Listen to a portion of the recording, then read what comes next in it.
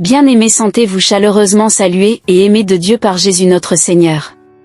Et encore une fois de plus, bienvenue dans votre rubrique Stature parfaite. Ce matin, parlons un peu des nourritures dont se nourrit notre corps. Notre corps est très précieux. C'est le temple de Dieu. Il y habite par son Saint-Esprit. Et rassurez-vous, ce n'est pas charnel d'en prendre soin. Nous devons prendre soin de notre corps en le nourrissant d'une façon qui plaît à Dieu. Amen. Ok, voyons les nourritures dont se nourrit notre corps, notre chair. Notre corps se nourrit de deux types de nourriture. Une physique, exemple du pain, et l'autre spirituelle. Celle spirituelle, c'est-à-dire invisible, et celle qui vient du cœur, c'est-à-dire de l'âme.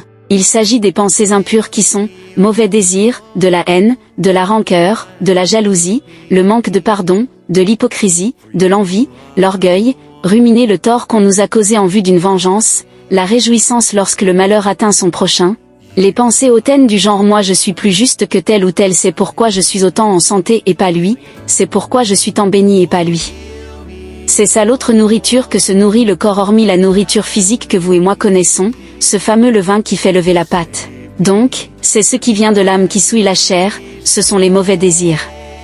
C'est une nourriture à ne pas donner au corps car souille celui-ci en le poussant à choisir le mal. S'il y a un jeûne à faire, c'est celui-ci. Priver notre corps de tous ses désirs et passions. Est-ce donc à dire que le jeûne que nous tous connaissons, c'est-à-dire se priver de la nourriture physique, est inutile? Bien sûr que non.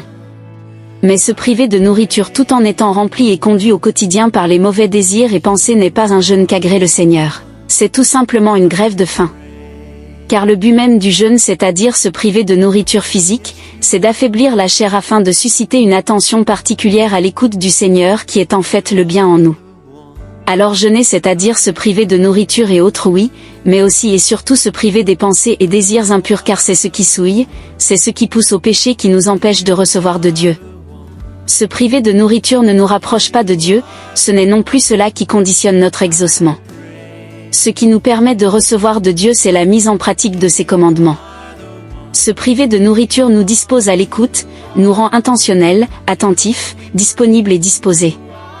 Mais pour recevoir de Dieu, il y a un type de cœur. Un cœur dépourvu des mauvaises pensées, de mauvais désirs, de toute malice, c'est cela le cœur bien disposé que David demande à Dieu dans le psaume. Un cœur bien disposé pour recevoir de Dieu en toutes choses et dans toutes circonstances. Alors comme David, demandons incessamment ce cœur au Seigneur qui nous le donnera. Mais nous avons notre pierre à apporter à l'édifice. C'est lutter quotidiennement contre les mauvais désirs et pensées. Cultiver la manifestation des fruits de l'esprit au détriment des œuvres de la chair.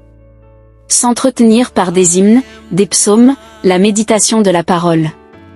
Nous pouvons y arriver, le Saint-Esprit nous rend capables, soyons juste intentionnels, avisés et prudents. Les versets bibliques pour nous édifier davantage. 1 Corinthiens chapitre 8 verset 8 à, Matthieu chapitre 15 verset 1 à 20, chapitre 5 verset 27 à 28, Galates chapitre 5 verset 13 à 25. Qu'un cœur encore plus proche de Dieu vous soit donné par le Saint-Esprit alors que vous méditez sur ces quelques versets. Abondamment bénis. Amen.